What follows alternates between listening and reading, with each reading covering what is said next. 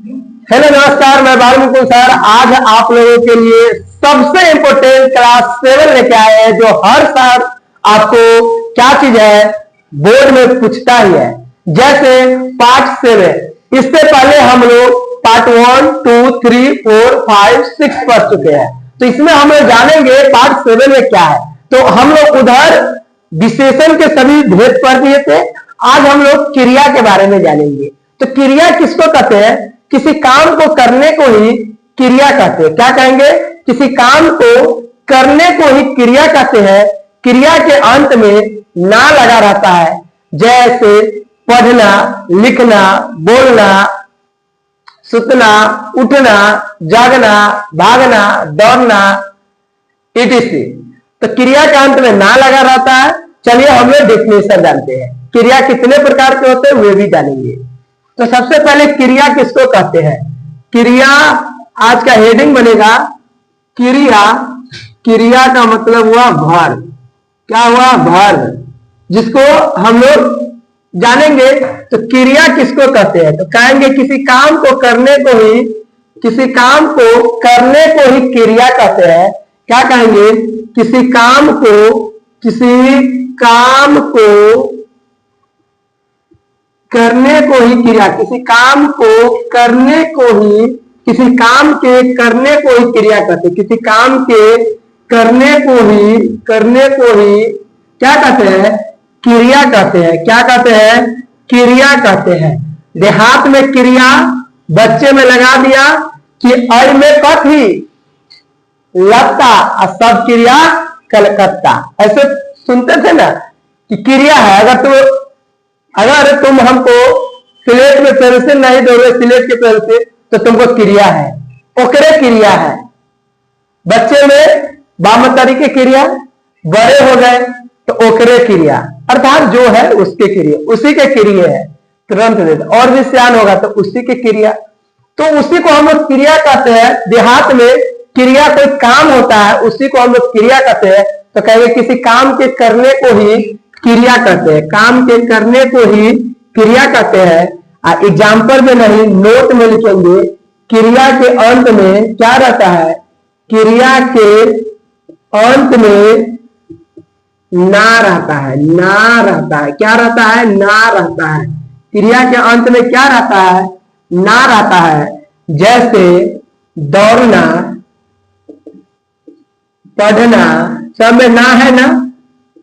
ना, खाना, जाना, आना, प्यार करना, ना है ना।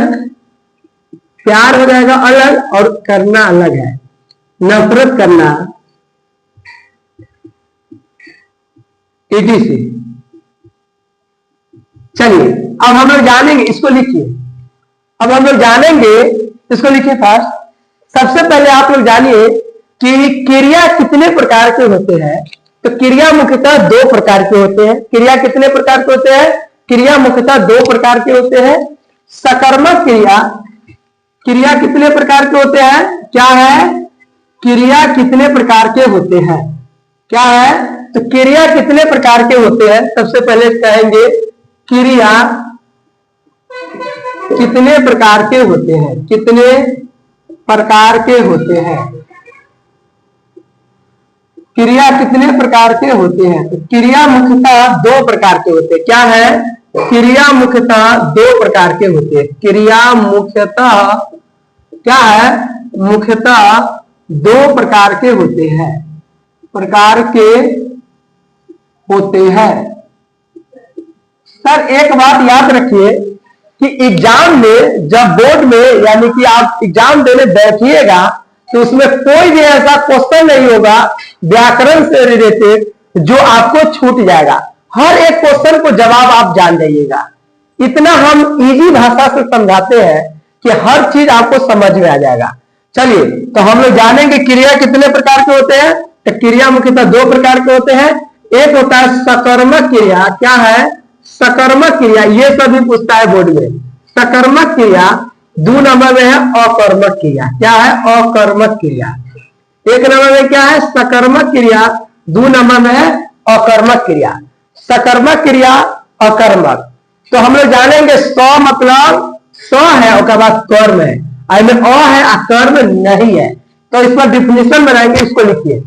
क्रिया कितने प्रकार के? तो क्रिया मुख्यतः दो प्रकार के, सकर्मक क्रिया, अकर्मक क्रिया। अच्छा, जो बच्चे को नए है वह बिल्कुल पार्ट 1, 2, 3, 4, 5, 6 देख ही लीजिएगा और डाउट क्लियर हो जाएगा, तो आपको प्रॉब्लम नहीं होगा, इतना विश्वास रखिए।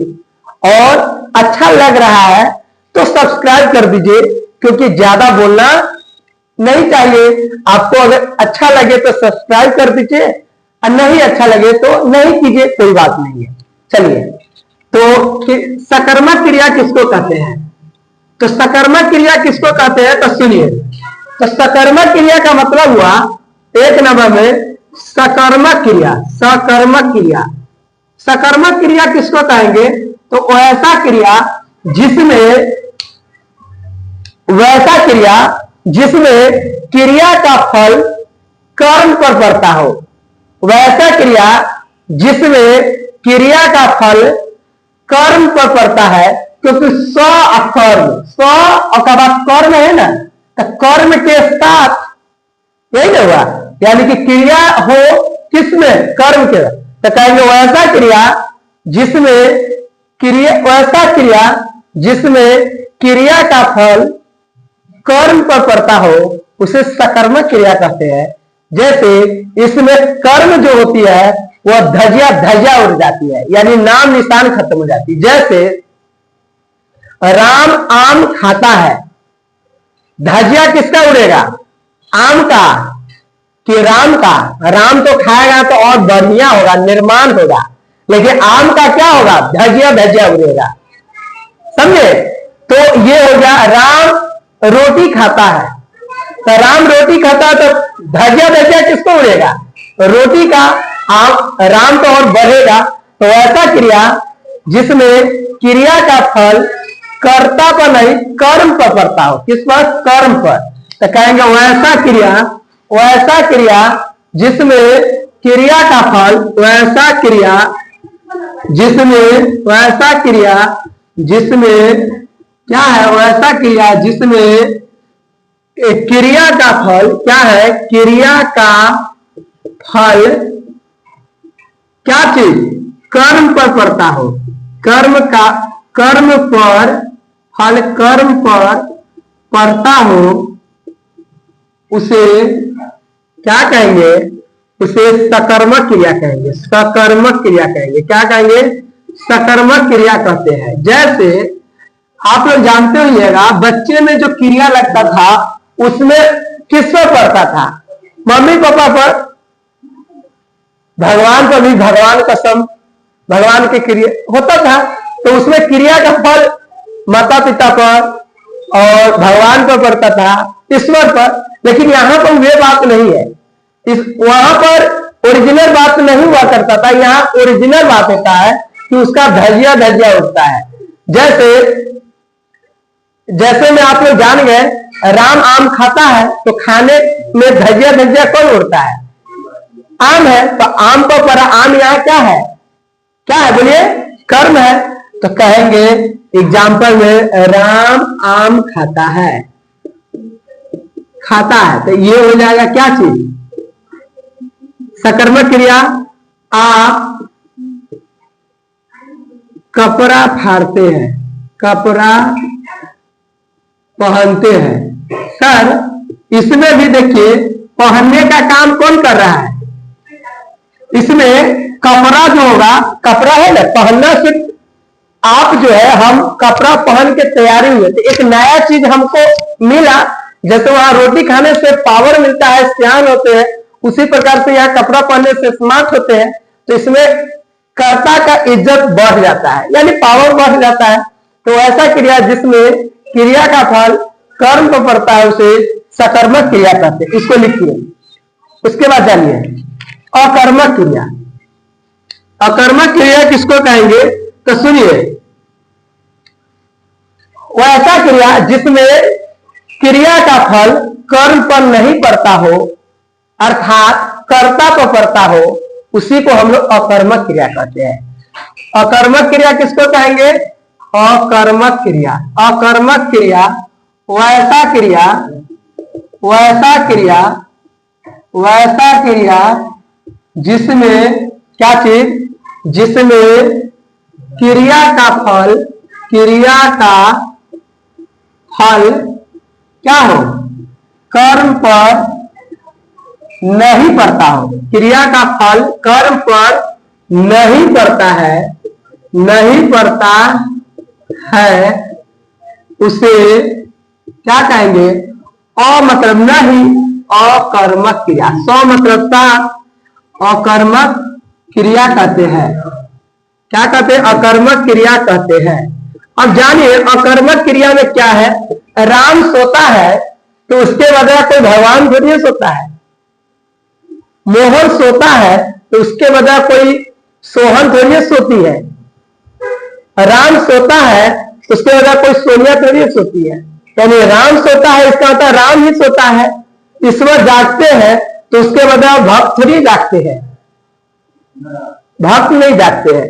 उसी प्रकार से इसमें जो कुछ करता है वह खुद करता ही करता है, इसलिए उसको हम लोग क्या कहेंगे? अकर्मक क्रिया कहेंगे। अब हम लोग आगे जानेंगे कर्ता कर्म क्या होता है। तो एग्जाम्पल में हो जाएगा, राम सोता है, रहमान दौड़ता है। रहमान दौड़ता है। तो इसमें देखिए दोसर कोई नया नहीं ना सोने आता है राम के साथ सीता या रहमान के साथ सोनिया। चलिए तो इसी को हम लोग कहेंगे अकर्मक क्रिया। चलिए उसके बाद हम लोग जानेंगे, इसको लिखिए। अब हुआ नहीं करो, अब इसको अकर्मक क्रिया लिख लिए। क्यों? जान गए ना, यहाँ सोता है इसके बदला कोई नया चिन्ह नहीं ना सोने आया है, और यहाँ भी कोई नया चिन्ह नहीं है। और उसमें होता था राम आम खाता था तो आम को धज्जा धज्जा उड़ता था, यानी कर्म का फल पड़ता था। इसमें राम सोता है तो कौन है? राम। और दौड़ता है तो कौन? रहमान, यानी करता होता है, इसे करता हुआ। ठीक है। चलिए अब हम लोग बस आपको बोर्ड में इससे ज्यादा नहीं पूछेगा, या तो सकर्मक पूछेगा या अकर्मक क्रिया। अब हम लोग जानेंगे सकर्मक अकर्मक जान गए, तो इसी में हम लोग थोड़ा क्रिया विशेषण के बारे में ही जान लीजिए। ठीक है। तो क्रिया विशेषण मतलब होता है जो बोर्ड में वही बतलाते हैं। क्रिया विशेषण, क्रिया विशेषण किसको कहते हैं? एडवर्ब। एगो वर्ब है, एगो एडवर्ब। तो कहेंगे क्रिया विशेषण किसको कहेंगे? तो ऐसा विशेषण, क्रिया विशेषण, क्रिया विशेषण, जो क्रिया की विशेषता बताता है उसी को तो क्रिया विशेषण कहते हैं। जो क्रिया के विशेषता बताता है उसी को तो क्रिया विशेषण कहते हैं। जैसे बतलाएंगे, जैसे, थोड़ा जल्दी नहीं कीजिए। जैसे जो क्रिया के विशेषता बताता है, क्या चीज? जो क्रिया के विशेषता बताता है। अभी लोग क्या करते हैं, भारी भारी डिफिनेशन लिखा देते हैं किताब के, पेयर के, पीडीएफ के, सीडीएफ, हर एक चीज के पेयर लिखा देते हैं। अब बच्चा अपना दिमाग में डाउनलोडिंग करता है। ऐसा थोड़ी है, मशीन या कंप्यूटर थोड़ी है। वो भी समय के बाद क्या होता है, रिजेक्ट कर देता है, अनसक्सेस, खराब हो जाता है। उसी तरह से मनुष्य भी इसमें अच्छी अच्छी बातों को डालना चाहिए, हल्का हल्का चीजों को डालना चाहिए। काम है थोड़ा और डाल देगा इतना तो कुछ फायदा होगा नहीं होगा। और डालिए उतना ही जितना आपके अंदर क्षमता है। कहने का मतलब कि आप जिस डिफिनीशन को अपनी भाषा में समझ जाते हैं वही डिफिनीशन प्योर और श्योर माना जाता है। क्योंकि एग्जाम हॉल में भी उसमें नहीं कहता है कि गेस्ट पेपर से लिखो और किताब के भाषा में लिखो, उसमें भी कहता है विद्यार्थी अपनी ही भाषा में क्या करे, जवाब दे। ठीक है। तो कहेंगे जो क्रिया के विशेषता बताता है उसे क्रिया विशेषण कहते हैं। उसे क्या कहते हैं? क्रिया विशेषण कहते हैं, विशेषण कहते हैं। आपके आसपास जो बच्चे होंगे उन लोगों को ये भेज दीजिएगा, वे भी याद करेगा। लेकिन अभी के टीचर उनको भी बाउंस कर देता है, कितना भारी पढ़ाई है। और पढ़ाई बहुत हल्का है, बशर्ते पढ़ाने वाले अच्छे होने चाहिए। क्रिया विशेषण हम नहीं कर रहे कि हम अच्छे हैं। जो क्रिया की विशेषता बताता है उसे क्रिया विशेषण कहते हैं। जैसे में राम दौड़ता है, राम तेजी से दौड़ता है। बात समझे, राम दौड़ता है, क्या है? राम दौड़ता है, दौड़ता है, राम तेजी से दौड़ता है। तो आई में आप लोग देखिए, तेजी से दौड़ने का काम कितना है? तेजी से, यानी दौड़ता है लेकिन कैसा? तेजी से। क्रिया में भी कैसा दौड़? कौन सी? फास्ट, तेज। तो इसीलिए हम लोग तेजी को कहेंगे क्या चीज? बोलिए, क्रिया विशेषण। क्या कहेंगे? क्रिया विशेषण कहेंगे। समझ गए? चलिए एक और एग्जांपल देते हैं, एक और एग्जांपल देते हैं। जैसे में तुम या आप, रहमान धीरे धीरे पढ़ता है। तो रहमान तेज पढ़ता है कि धीरे धीरे? पढ़ने का काम तेजी से या धीरे धीरे? तो पढ़ाई धीरे धीरे हो रहा है। तो पढ़ाई, पढ़ना एक क्रिया है, उसकी विशेषता है कितना? धीरे धीरे या तेजी से, स्लो स्लो, पर स्लो, धीरे धीरे, तेजी से। तो यही उसका क्या है? विशेषता है। तो क्रिया की जो विशेषता होता है उसी को हम लोग क्रिया विशेषण कहते हैं। इसको कहेंगे क्रिया विशेषण, ऐसे में इसको कहेंगे क्रिया विशेषण। ओके, चलिए सबसे पहले आप लोग इसको देख लीजिए, इससे पहले वाले पार्ट 6 तक के 1 2 3 4 5 6। Thank you watching this video. Thank you.